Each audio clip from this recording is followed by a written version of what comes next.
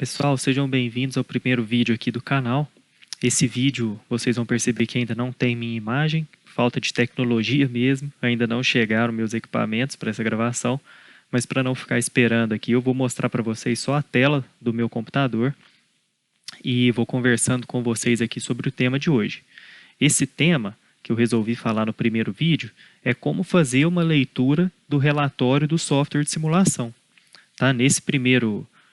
Para esse primeiro software aqui, eu decidi utilizar o PVSys, é o software que eu utilizo todos os dias aqui no meu trabalho, e é o software mais aceito mundialmente e em editais públicos e tudo mais, né? Então, acho que é um bom software para a gente trabalhar. Um vídeo depois sobre comparações de softwares a gente pode fazer, mas inicialmente aqui vamos ficar mesmo com o PVSys, tá? Vou mostrar para vocês, além da leitura desse relatório que sai em toda a simulação do PVSys, vou mostrar para vocês também uma comparação sobre os dados meteorológicos. A única variável entre dois relatórios aqui que eu vou mostrar é essa, e vocês vão ver a diferença que dá no resultado final, para a gente também já começar a entender o que pode levar a um bom ou um mau resultado de uma simulação. Então vamos lá. Essa é a primeira página, né? Esse é um relatório de 5 páginas. Pode ver que eu configuro o meu cabeçalho, posso colocar aqui o que eu quiser, basicamente. Então eu tenho aqui a versão do PVSys, é a última, PVSys 7, já na última atualização do dia de ontem, dia 7/7. E ele dá aqui algumas características para a gente do que eu utilizei nessa simulação. Então, qual que é o nome do meu projeto? Coloquei aqui nome de teste, treinamento. Cidade de Uberlândia, cidade que eu moro, que eu faço a maioria dos meus projetos. Ele dá características desse local.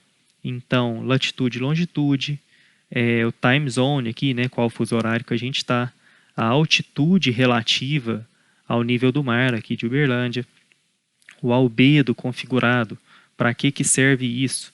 Quando a gente estiver utilizando principalmente módulos bifaciais, isso aqui vai fazer muita diferença, tá? O albedo. Claro que também faz diferença na geração de energia para módulos monofaciais, mas ele é muito mais importante para módulos bifaciais. E os dados meteorológicos. Neste relatório que eu vou mostrar para vocês, eu estou utilizando os dados corretos para utilizar aqui no Brasil. Dados do INPE e do INMET, do último Atlas Solarimétrico brasileiro. Ah, Vitor, mas eu quero utilizar dados da NASA, do PVGuias, quero utilizar dados do Meteonorm. Eu posso? Pode, tá? Pode utilizar desde que você esteja fazendo seu projeto em forma de comparações entre variações.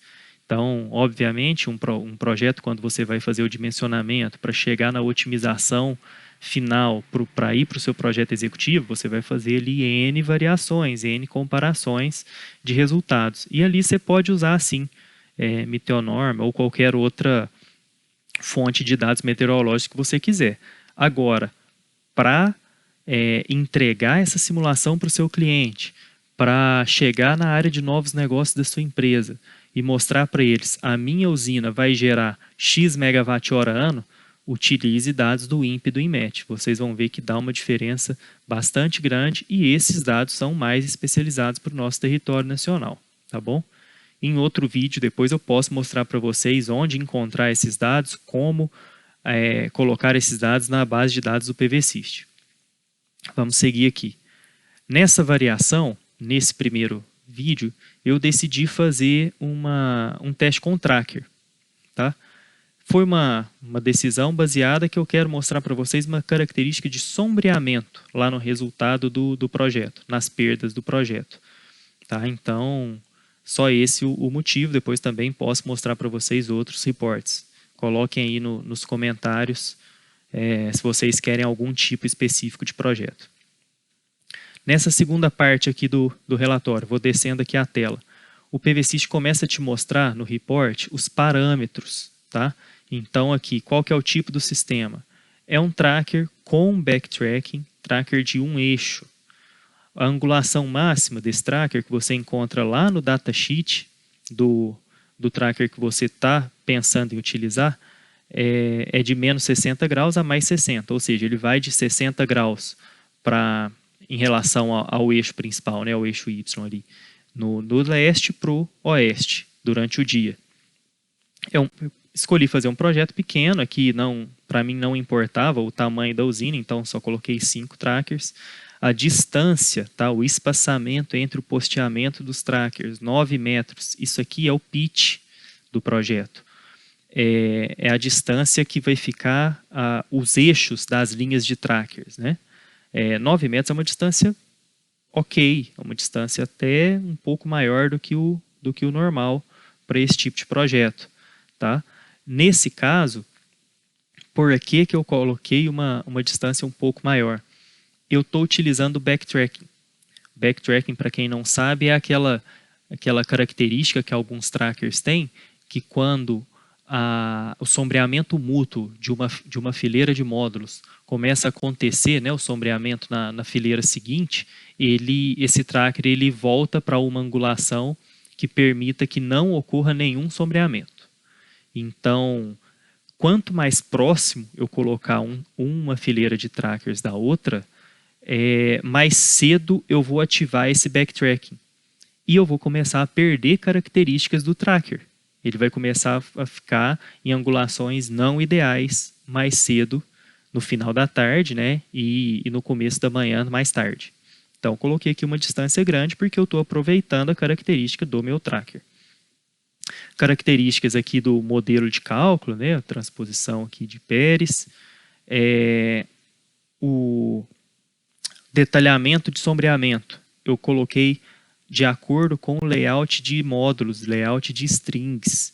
Lá no PVSys, a gente vai falar sobre esse cálculo aqui em alguns outros vídeos.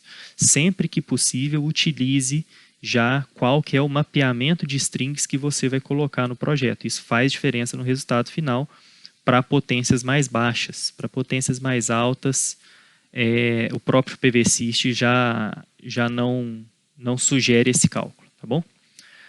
Na próxima seção aqui do relatório, equipamentos, módulos e inversores.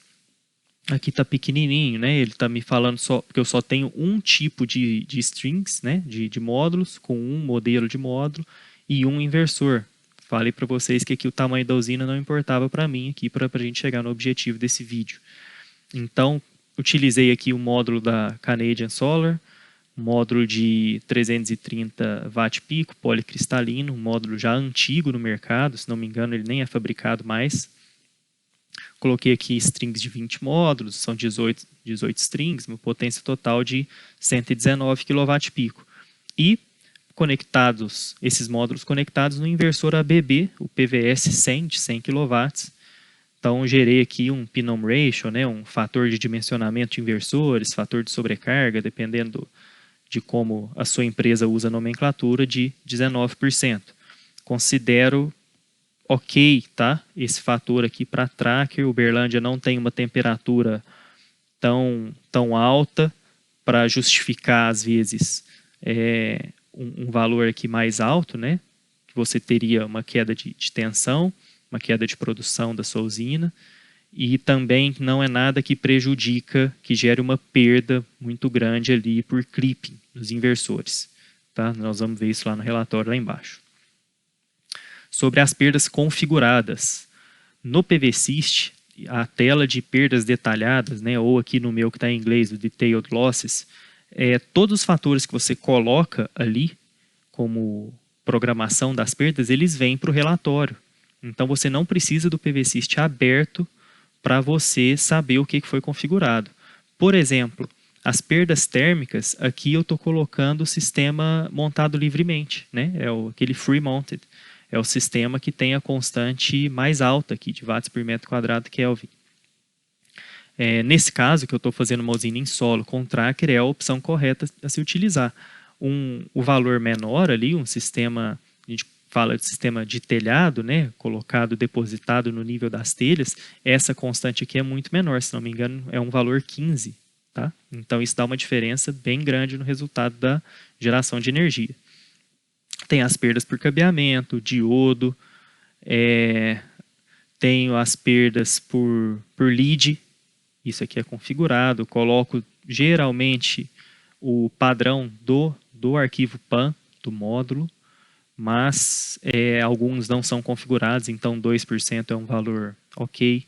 Perdas por mismatch, ganho por qualidade de módulo, perda por mismatch na string, né, a reflexão no vidro e tudo mais. Aqui e ali embaixo nós vamos ver o resultado disso tudo e em algum outro vídeo eu vou passar todas as telas de configuração de perdas detalhadas, tá bom?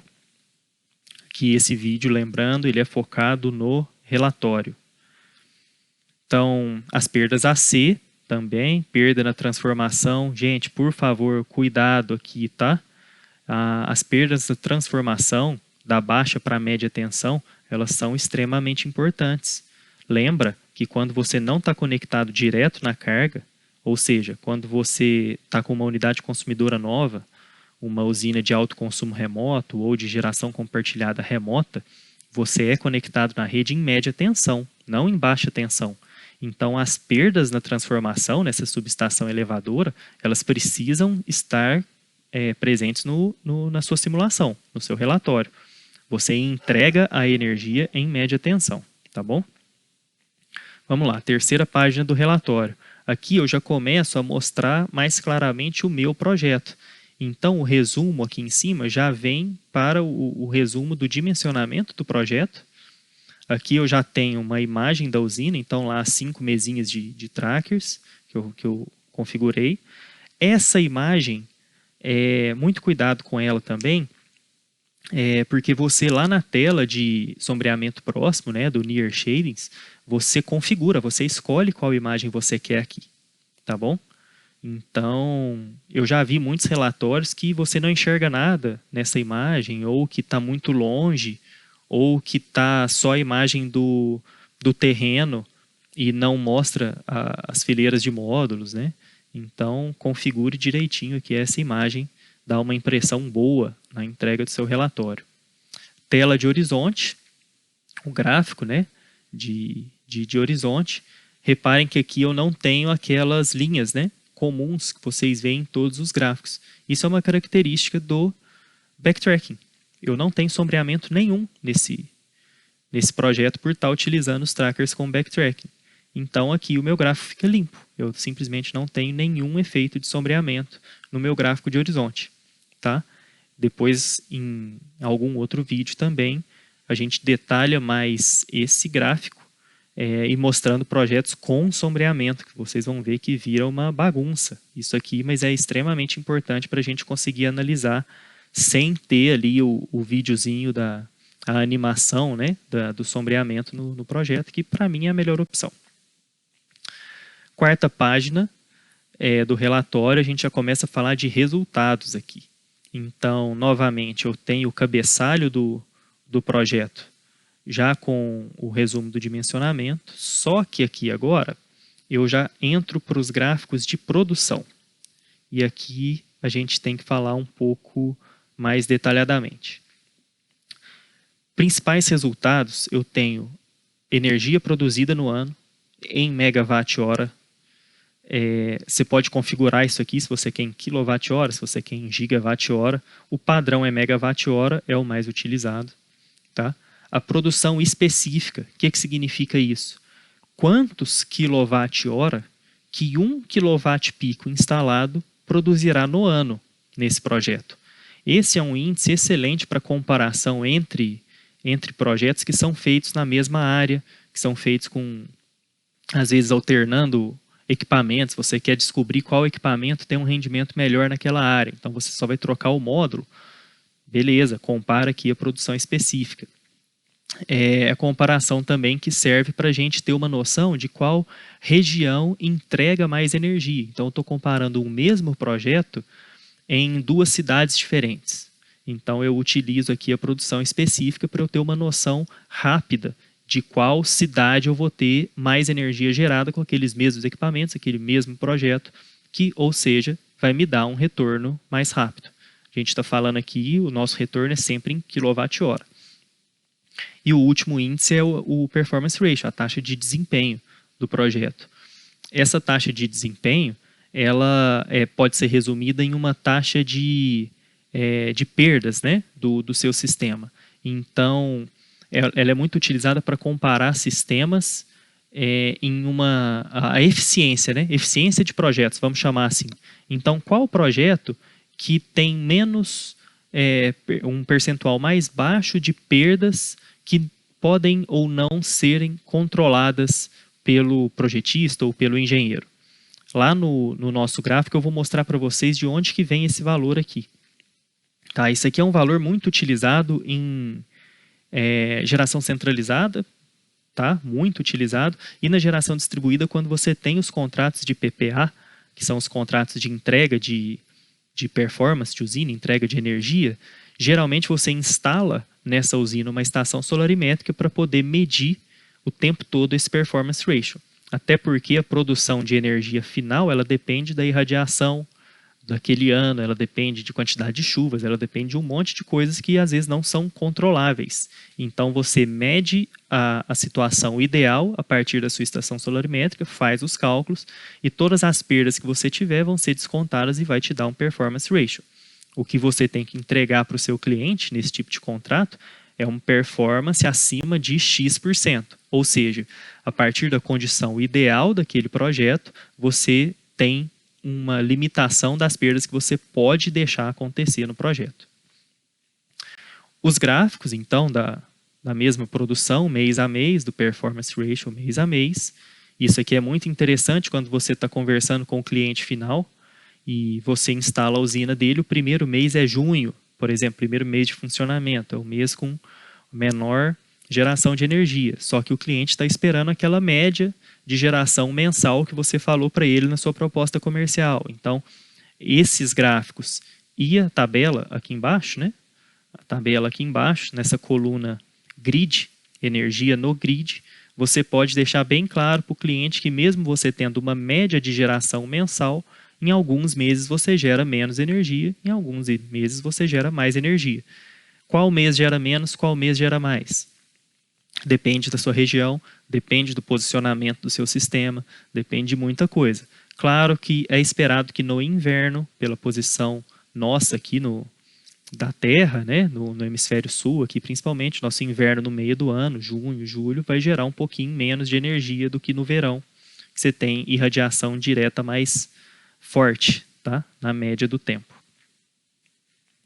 A quinta página aqui deste meu relatório, que eu quero mostrar para vocês, é a página já do detalhamento de perdas. O padrão do PVSYST, agora ele vem os gráficos especiais aqui, tá? Eu não quis entrar nesse detalhe, como é o primeiro vídeo nosso, a gente ainda nem entrou no software, eu já estou mostrando como ler os resultados sem nem ter entrado no software, eu eliminei essa página dos gráficos especiais. Vamos falar diretamente aqui das perdas. Esse é o gráfico mais importante que você tem no seu sistema, tá? No seu relatório, em qualquer análise de projeto que você vai fazer. O que ele te fala? Ele te fala qual é a irradiância que você recebe, né? Irradiação que você recebe, desculpa, do Sol, como você converte isso nos módulos, como você converte isso em energia CA no inversor, como você converte isso para a média tensão e o que te sobra injetado na rede. Então vamos lá. Esse gráfico ele é dividido em blocos. Esses blocos são sempre separados pela a fonte aqui em negrito. Então facilita muito para a gente. Tá? Então, primeira coisa, a irradiância no plano global. Eu tenho lá, que eu configurei lá nos meus dados meteorológicos, o PVSYST a partir do algoritmo dele, ele resume aqui para mim, 1911 kWh por metro quadrado. Mas eu estou utilizando aqui ou uma estrutura fixa inclinada, né, angulada em relação ao solo, ou, nesse meu caso desse relatório, o tracker.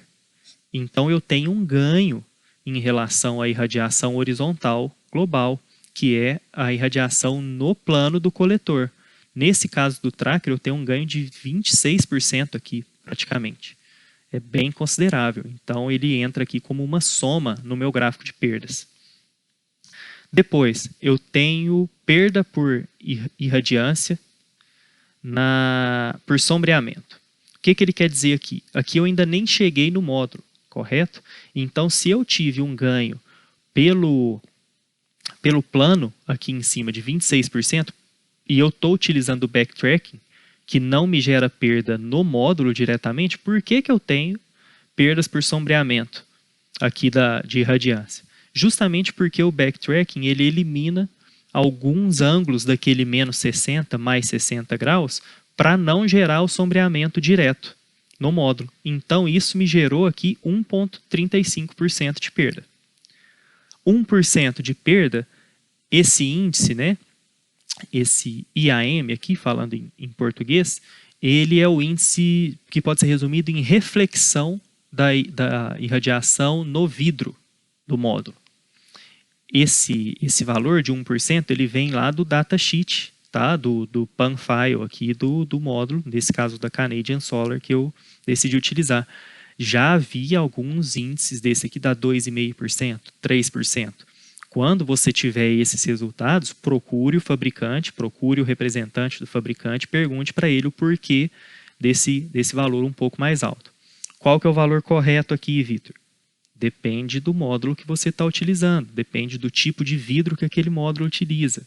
Tá? Então, converse com o fabricante, converse com o representante dele. Soiling losses são as perdas por sujidade. Eu configuro esse valor, tá? no software. Então, esse 1% fui eu que coloquei. Por que 1%?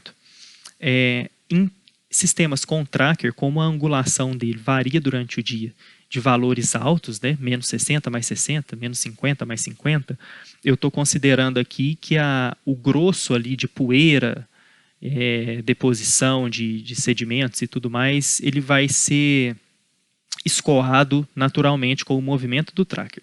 Em uma usina, por exemplo, de telhado, que a angulação dos módulos está a 5 graus, esse valor aqui tem que ser mais alto, porque você não vai ter essa limpeza natural, vamos dizer assim. A poeira não vai conseguir escorrer dos módulos a partir só do peso dela, com o vento e tudo mais.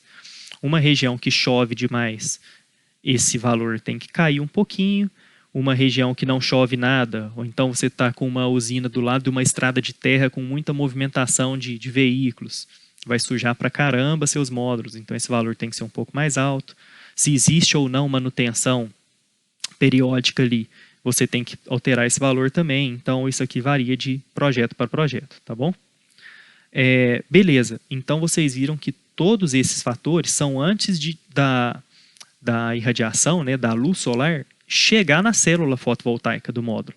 Estou falando aqui de ganho pela angulação do módulo, estou falando de perda por não estar nessa angulação ideal, estou falando de reflexão no vidro, estou falando de sujidade. Então agora eu cheguei no coletor, agora eu cheguei na célula fotovoltaica e aí eu saio de kWh por metro quadrado já com as perdas na eficiência da conversão da célula, nesse caso 16,99% é a eficiência, e eu entro aqui agora no meu gerador fotovoltaico, no meu módulo. Então eu já passo aqui para a energia, eu já estou falando de megawatt-hora ano aqui, tá? A partir dessa conversão. No módulo, o que eu tenho? A perda na conversão devido ao nível de irradiância. Já viu lá que no datasheet do módulo, ele tem o rendimento dele sempre no STC, né? Na 1000 watts por metro quadrado, 25 graus de temperatura, coluna de ar lá de 1,5. Então, quando você tem irradiância muito baixinha, começo do dia, final do dia e tudo mais, pode ser que ele não tenha a mesma eficiência. A célula não tem a mesma eficiência, então ela te gera uma perda.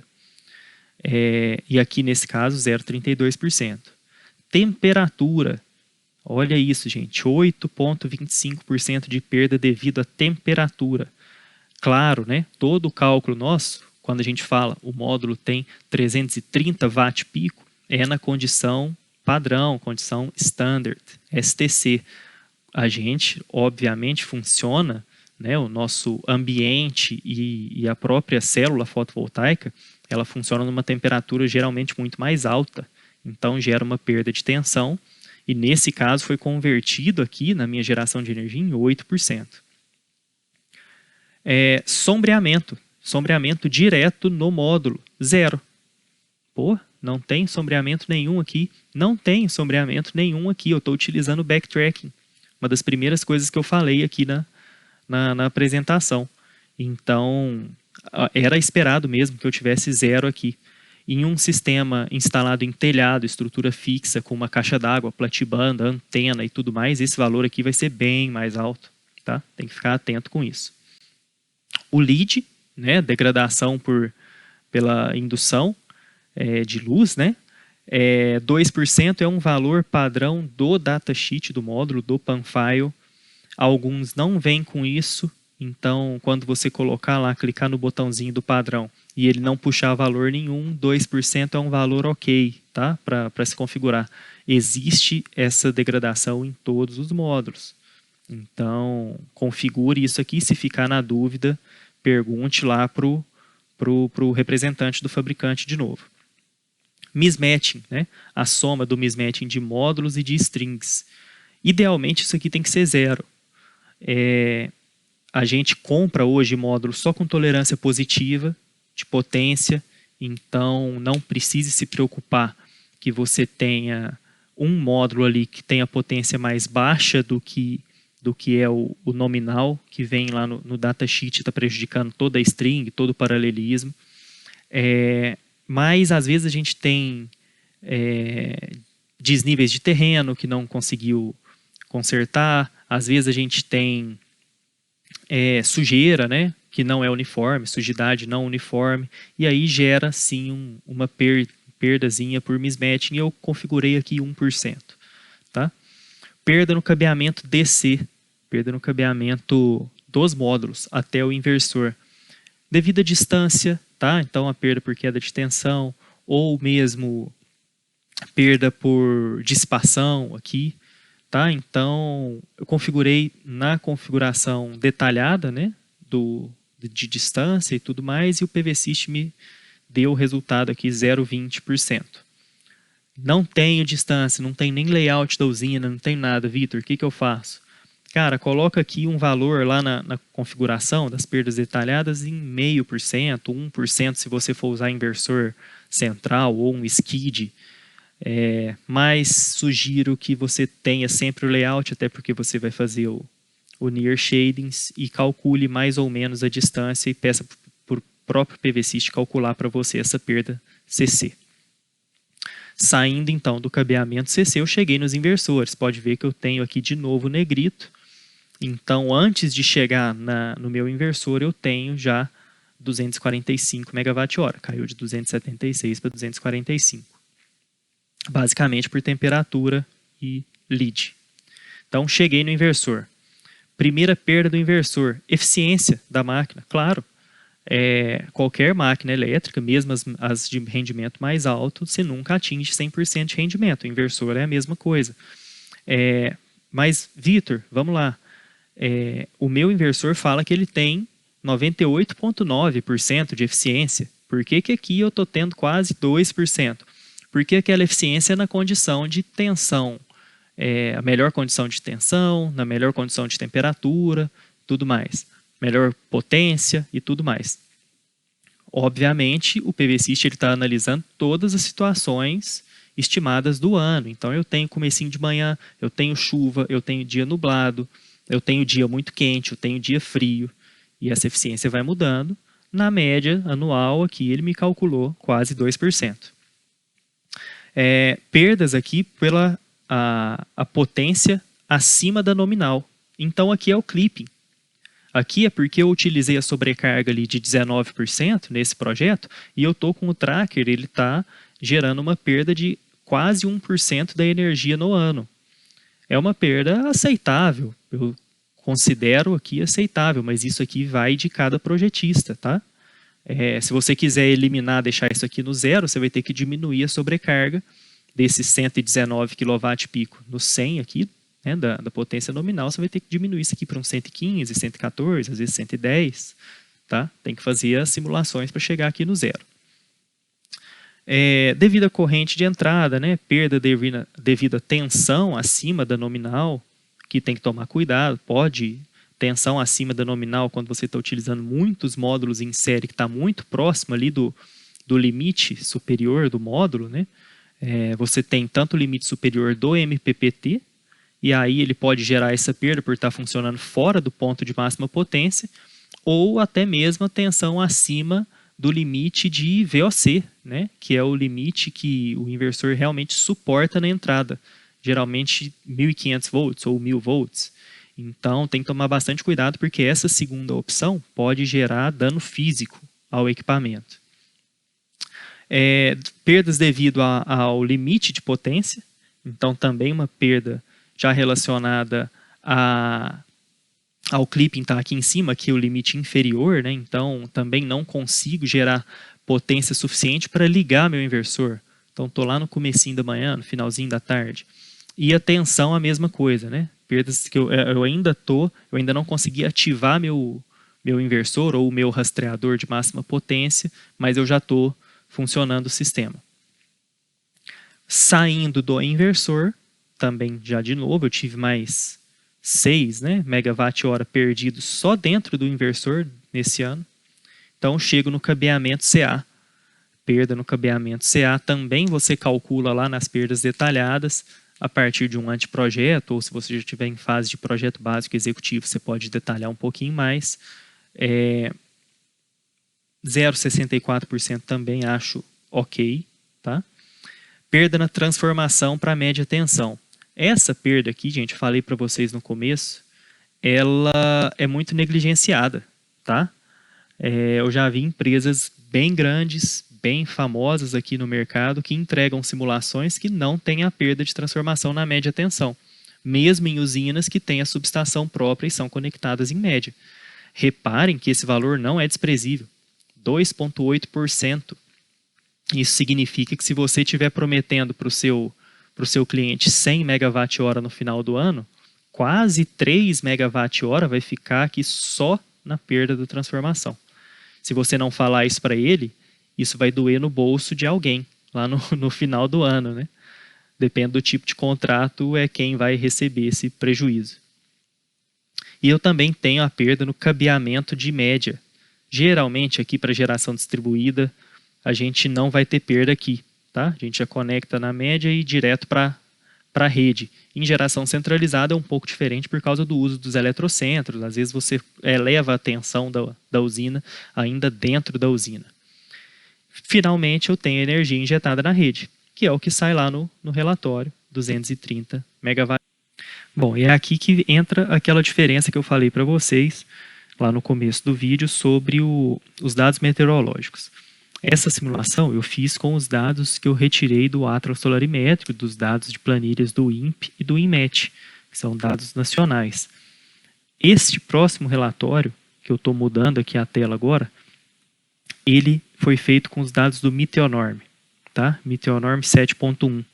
Muitas empresas utilizam esses dados para fazer seus projetos. Repare aqui que a energia gerada depois de todas as perdas com o mesmo projeto, mesma configuração, é 10 megawatt-hora acima, tá? E esse valor, nesse projeto aqui, ele significa em torno aí de 4 a 5% a mais de energia prometida para o cliente, porque você está utilizando dados do Meteonorm ao invés de dados do INPE. Então, muito cuidado com a base de dados que você vai utilizar, porque isso pode levar o projeto a um fracasso, a um cliente insatisfeito no final. Para finalizar, então, esse é o primeiro vídeo do canal. Vocês vão reparar que temos poucos ou nenhum seguidor aí, pessoas inscritas, e convido todo mundo a se inscrever no canal, a ativar as notificações, porque isso vai fazer com que todos esses videoaula, ou então até mesmo vídeos mais curtos que eu faça sobre algum tema menor, que vocês sejam avisados sobre isso e adquiram aí todo o conhecimento que vocês desejam, né? Nos comentários, no LinkedIn, por e-mail, o que quer que seja, convido vocês também a falarem sobre temas que gostariam de ver aqui no canal.